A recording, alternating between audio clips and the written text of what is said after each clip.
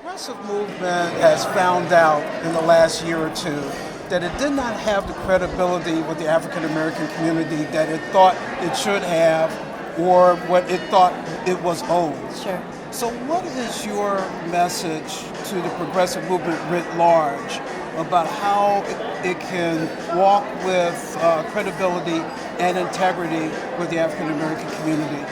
Sure. I mean, I think the big thing is making sure that we're not just symbols, but that our actual concerns and needs and dreams are right in the center of a progressive agenda. And I don't even know how we can call ourselves progressives if that's not in the center. I think what we saw in this last kind of cycle around the primaries was that when we don't do that, we miss some really critical opportunities to make the kinds of change that we want to. And I think what's also clear, right, is that there is no movement without Black folks. There is no movement without people of color. There's no movement without all of us being organized.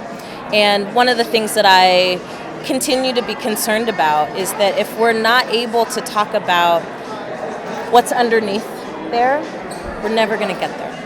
Right, never so going to get there. The emphasis on really the fact that racism is a structural thing is not just behavior, but it's a structure, it's a system. Yes, and it's not just mass incarceration. Like, that's the other thing that I would say is, like, I think that there's like a weird substituting that happens where people be like, oh, we're taking care of what Black folks want because we're talking about mass incarceration.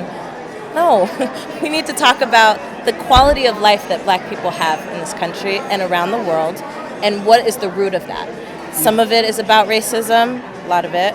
Some of it's about capitalism. Some of our progressive friends are not willing to really dive into the fact that capitalism, I don't think, is something that can be reformed, right? We do need an economic system that actually takes care of people.